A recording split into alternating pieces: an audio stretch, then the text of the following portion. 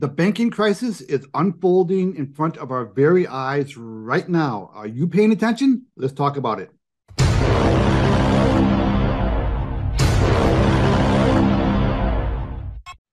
This is the Hey Ed YouTube channel. I am your host, moderator, and all-around nice guy, Edward Anderson. I'm not a financial advisor. Don't construe anything that I mention in any of my videos as financial advice. Always do your own research before doing anything with your money. Today, we're going to be talking about the banking crisis that's going on right now, today, as I am talking. Are you paying attention to what's going on?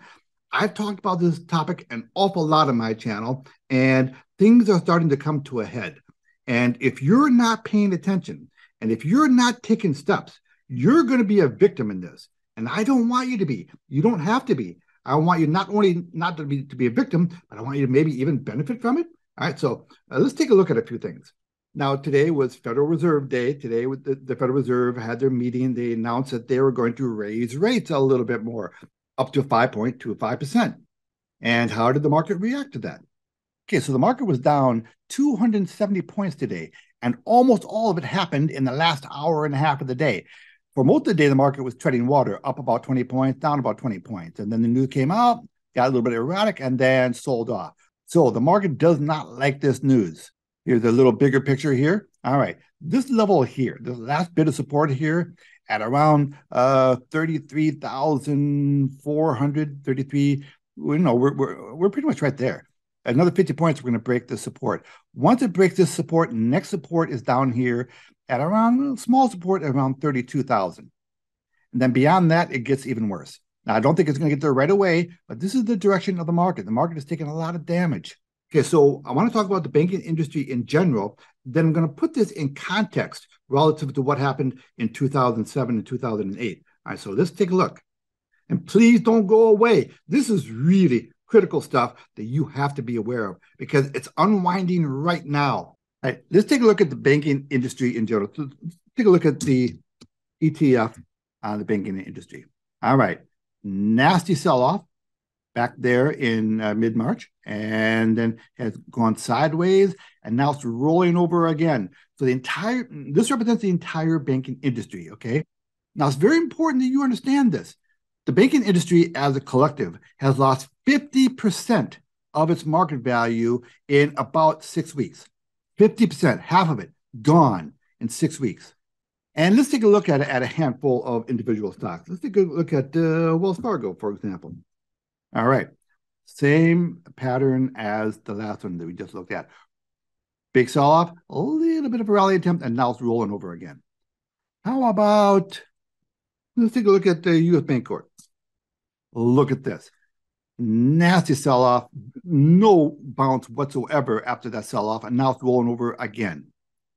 And then the stock that I predict is going to be the next one to fall, West Bancorp. Look at this guy.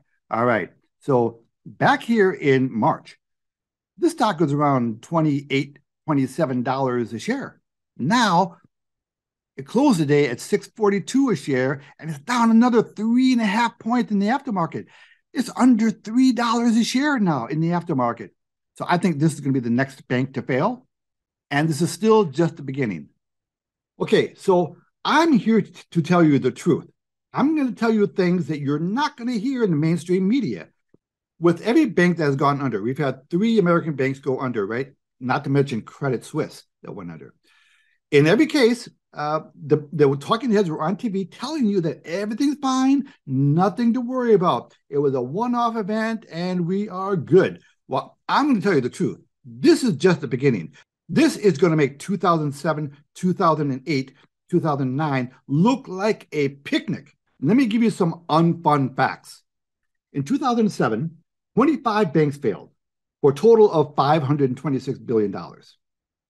Well, in the last 6 weeks alone, we've had 3 major bank failures, and we're already at $532 billion. So with just those 3 banks, we are already $6 billion over the entire amount of 25 banks that went under in 2007. So at 3 banks, we've already outpaced 25 banks back then. And of course, as I mentioned, the bank stock index has lost 50% of its value in the past 2 months. And this is not over. This is a full-on contagion. This is where emotions take over. There are going to be runs on the bank. So the advice I've been giving you guys is even more poignant. Number one, get your money out of your bank. Number two, put most of that money into gold and silver. And number three, establish streams of passive recurring income. I can't help you with the first one, getting money out of your bank. That's on you. But the other two, putting your money into gold and silver and establishing streams of passive recurring income, I've got programs that can help you out with those. Listen, I'm not here to promote the programs I'm in. I'm here to deliver a message out there because, if you're a veteran to my channel, you're okay with what's going on right now. Quite frankly, you're set.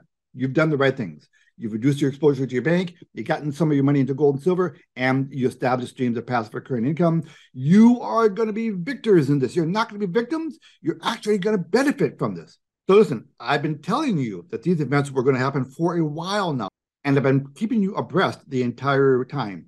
And here we are. This is the payoff. That's the wrong word. I'm trying to think of the right word. Okay, this is the end game. It's going on right now. It's unfolding in front of us. I'm here to tell you that more banks are going to be failing, and one of them could be your bank. And if you think that FDIC is there to save you, let me remind you of something, because I've covered this before. As of about 3 months ago, the balance sheet at the FDIC was $128 billion that was available to bail out banks. $128 billion. That's it. Well, I just told you we're already over $530 billion in failures. It has no more money. The FDIC is going to have to be bailed out itself, which means they're going to have to come to the taxpayers. Now, the government, mostly the Federal Reserve, they painted themselves into a corner. Okay, so what can they do? About the only thing they can do is print more money, and that's just going to lead to inflation. Again, I've been warning about the potential of hyperinflation coming our way. Well, this is why. They've run out of gimmicks. Okay, they might have one or two little tricks up their sleeve, but at some point, this issue is going to overwhelm them, and they're going to have to do some draconian measures. Our government officials are spend happy. They don't know when to stop spending. Our current administration will not negotiate with the Republican Congress in order to reduce spending. They won't do it. There are a few people in Congress who are trying to negotiate this debt limit ceiling that's coming up, and they want to discuss possible spending cuts in order to allow for it. Well, our administration will not listen to it. They won't. No, we're not going to cut spending at all. They don't get it. These people are living in some kind of a socialist fantasy land, and you are going to end up paying the price. So you have to be prepared. You have to take measures to make sure you're not a victim in this. So if you're not paying attention to what's going on with the banks, start. Get your money out of your bank. I mean, maybe not all of it, right? I keep 1 or 2 months worth of bill paying in the bank. That's it. Everything else I pull out. And then I put most of that money into gold and silver because fiat currencies are garbage. They're losing value. You got to put your money into gold and silver to retain that value, because that is what inflation is. The value of your dollars continue to go down. And when hyperinflation comes, your dollars are going to be worth even less. Preserve your buying power. Gold and silver is not just for the rich. So you should be looking into programs like 7K Metals for your gold and silver and Daisy FX for actual growth. And I've done videos on both of those programs. And if you want more information, send me an email and I can talk to you on the phone, or we can do a Zoom. That's it for today. Please pay attention to what's going on. This next move in the markets and in our lives is going to be epic, and not in a good way. Ed Anderson, live from Minnesota, signing out. Copy that.